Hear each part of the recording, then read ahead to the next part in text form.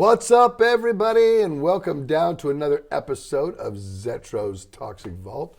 Alongside myself, I have yet my partner in crime, Mr. Walter Morgan, with me today. What's up, Walt? We got a special episode today. Well, we're doing viewers' comments, right? So, yes, but it's still very special to both of us. This one's kind of got a little bit, the irony in it, I guess, is what really carries over. So we're going to do viewers' comments today.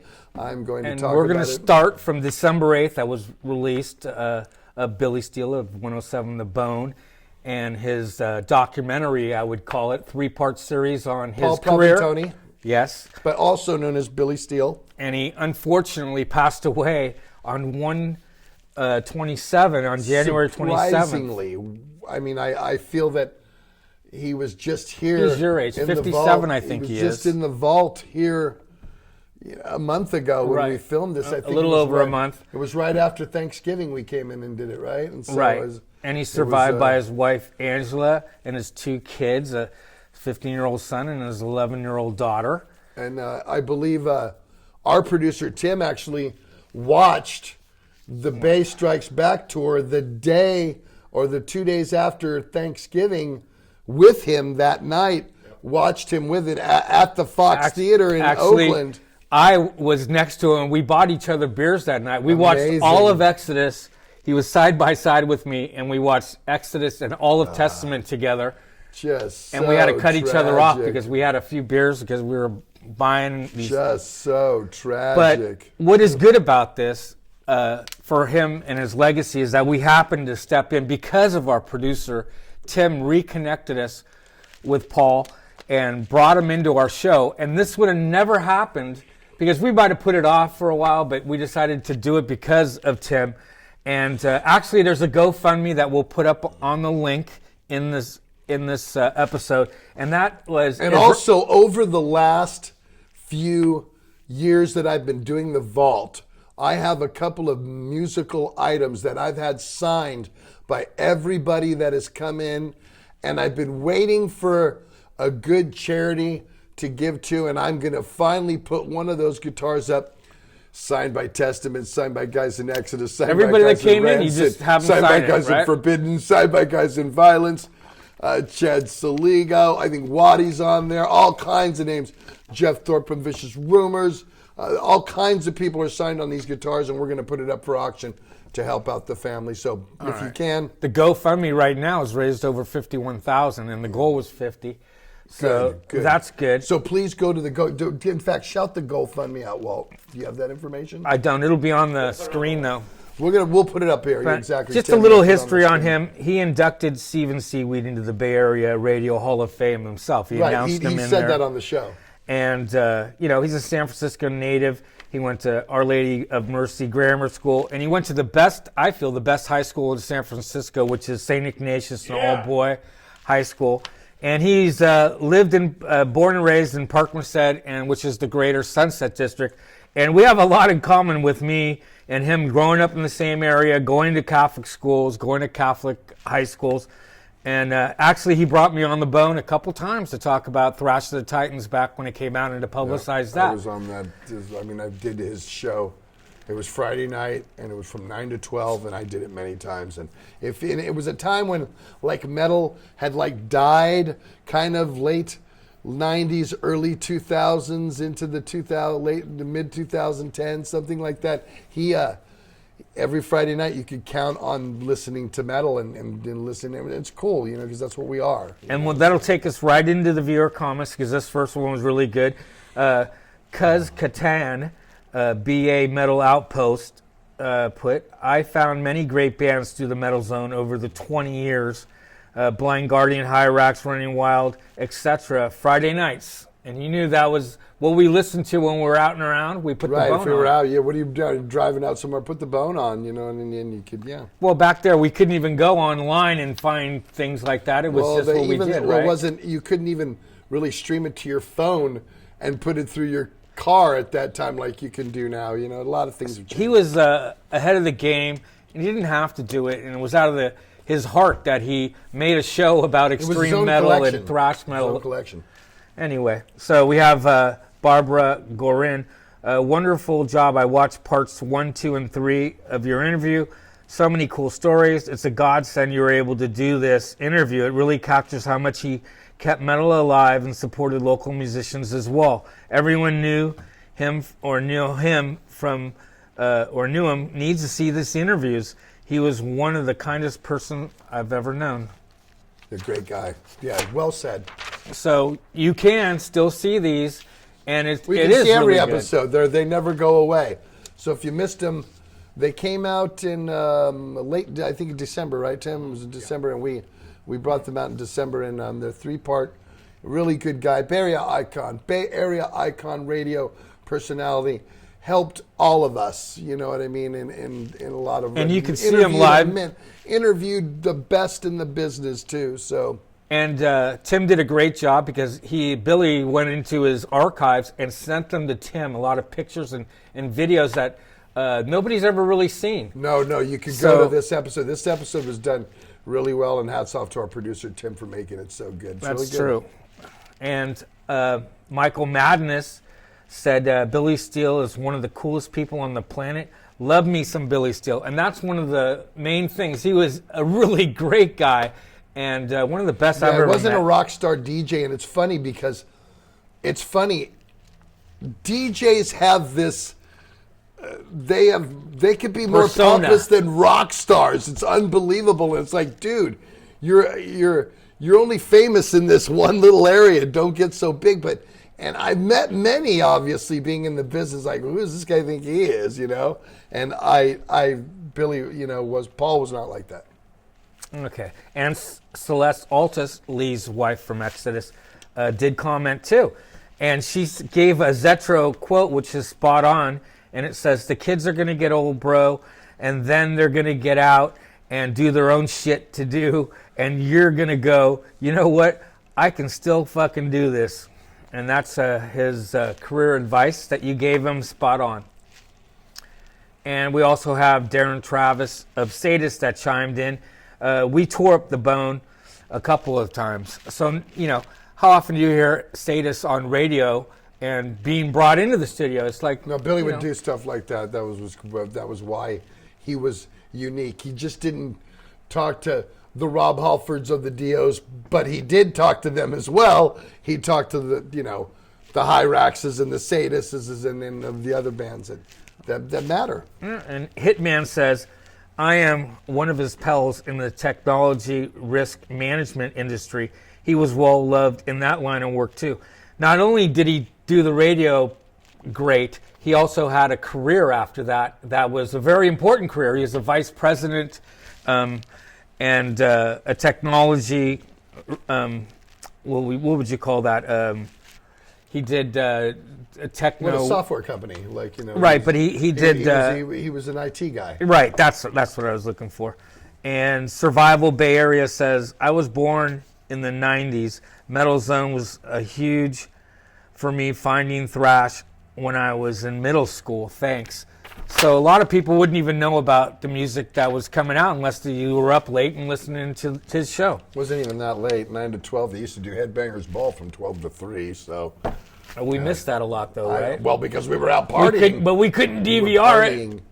That's because we were out partying. That's true. What do you got for me? And that's it. Lots of love for Billy Steele and his episodes were important to lock down his legacy. Well, I'm glad that we could capture that. And what's great about my show is that the episodes never go away. They're archived. I think we're between 375 and 400 episodes right now. So I can't even keep track. But there's always what I've been doing the last couple of years. You can't.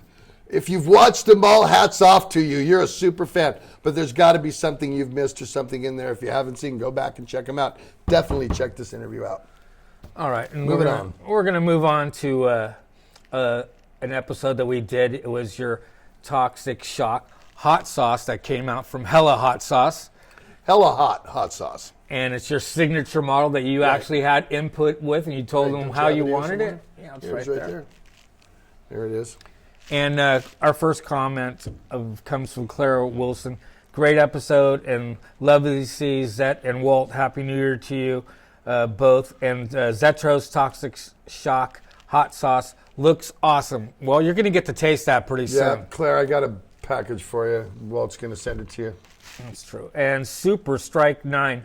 Awesome stream. Thanks for reading my comment. Loving Persona Non Grata. Got it on CD. That Toxic Avenger picture is really cool. I thought so too. So he sent in thanks for the artwork. And you can too. You can send it to our P.O. Box. It's P.O. Box 352, Sonoma, California, 95476. If you want to send Zetro. It's right here where if you want to send him a note that he reads personally, if you want to send him a toy that we'll put up, if you want to...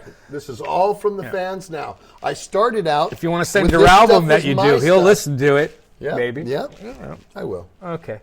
So, and also he put, the new Violence song from Flesh from Bone. Amazing Flesh to song. Bone, from Flesh to Bone, yeah, it's a great song. They definitely haven't missed a beat. That's Violence. That's right, and it's coming out soon. I think it's out?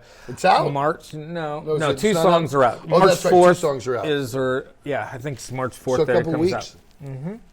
Red Fly is going to say, the new album is really great, Zetro, and man, wow, your lower register is just devastating. I'm loving them. I've never heard you that evil. And that's something new that you did on this album, correct? I actually, Gary and I talked about this 5 months before I even started recording Persona Non Grata, and our conversation was his to me, but I kind of knew it already, was that I need you to do something a little more on this. I need you to be Zetro, but a little more.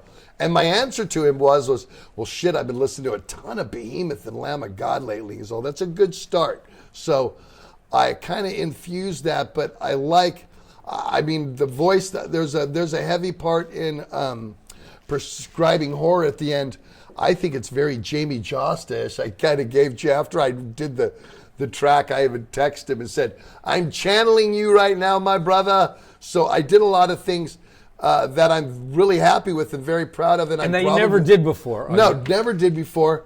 And I will probably continue to do that stuff because it seems like the music that Gary's writing is fitting that sort of thing. So, and music evolves, right? So you want to be current. You don't want to just do it back then. So, and I've been around for so long, it sounds good to try. I think you and Testament still do that, and that's why you guys are in the top of that genre for me.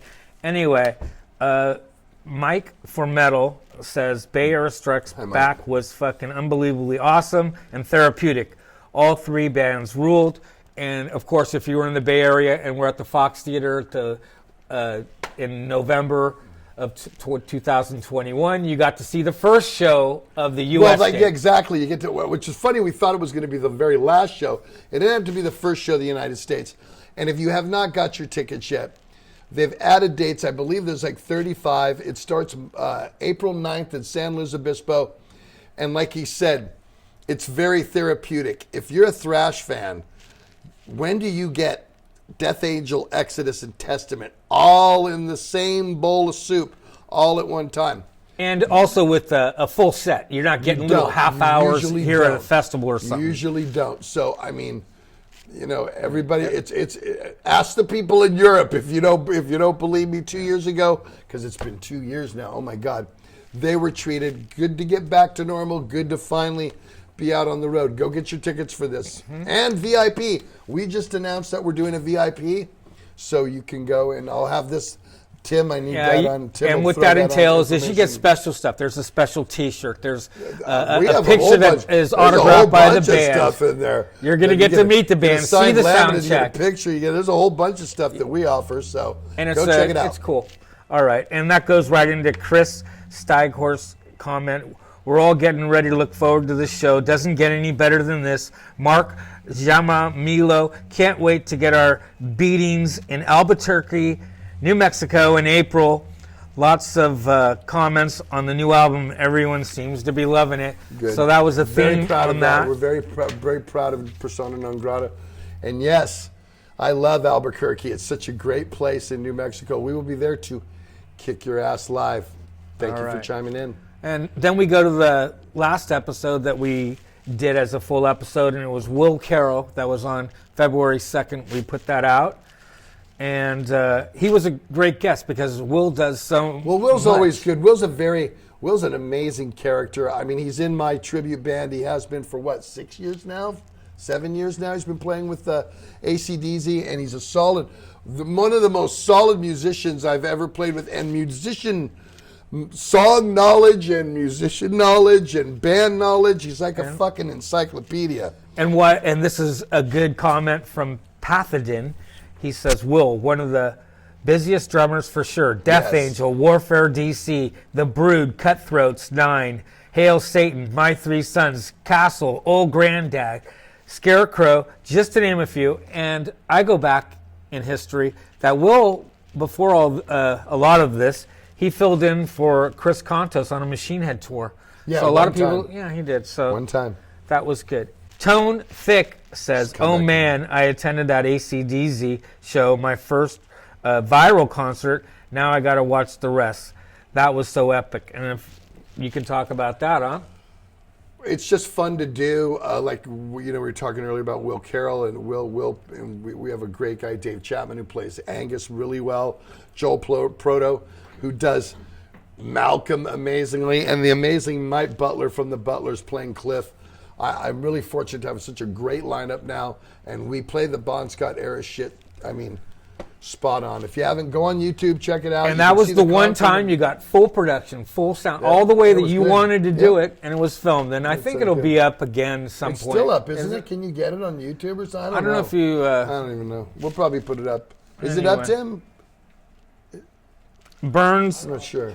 009 says the Tales of Theron song is killer, and that was Will's project with Scott Sargent recently. That was his last project.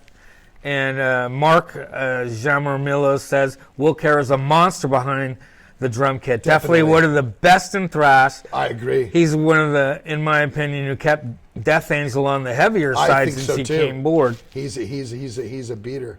Right. And Mike and Sherry Price, Scarecrow EP is killer. Definitely old school Metallica influence. Yes, definitely. Looking forward to the new material. And Mark Johnson says, will you guys be touring the UK this year? I know that we're in Europe for July and August. And we're on Bloodstock, so... Alcatraz also. But Bloodstock is in England, so that tells me that I'll be in England, so... You usually put a little... I'm sure. I mean, I haven't even seen the itinerary yet, so I guess I'm going to say yes. I think you guys are on Dynamo, too. Are we? I think so. And I'm finding all these things out. Anyway, Bagley wants to know, is there any chance you play live in Greece? And that's it's always so hard to get because Greece is always so far away. The really only places you can play are Thessaloniki and Athens.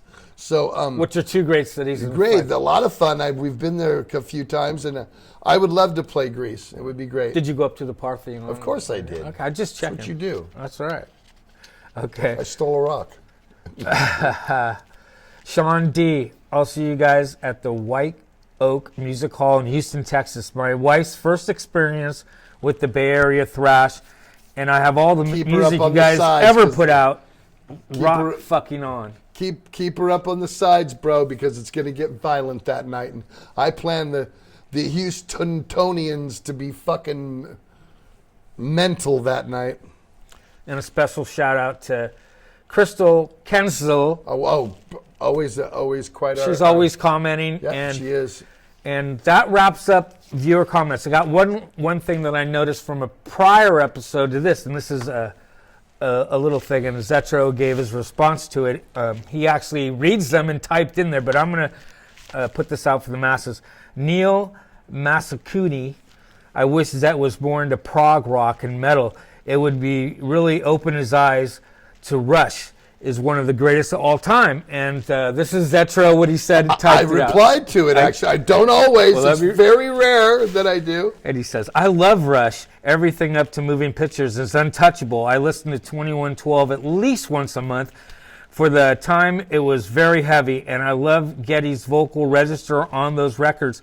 I will actually do a retrospect on Rush. They deserve it. Thank you for opening his eyes. So we do read your comments. See? And you're going to have a Rush? That's right. I'm going to do, well, I'm actually, we're filming today. We sometimes film many episodes in the day, and we're doing another retrospect. I'm bringing Craig Beerhorst in, and so maybe we will do Rush next. But remember, this is important to the show. So just like you saw, we read your comments. Walter reads and I comment in them. So keep the comments coming. Obviously, subscribe. Oh, hit that subscribe. It tells YouTube that we got something going on here. And so if you like what you see, it doesn't cost any money. Just hit subscribe. Helps my numbers on there, obviously. And, so, And this episode is dedicated to Billy Steele. Paul Proventoni. And we want you guys to remember that. And the GoFundMe's listed. And we miss him. Yep, we're already. It's too bad. Anyway, you guys, leave me comments. Let me know what you think. And we'll see you real soon on Zetro's Toxic Bolt.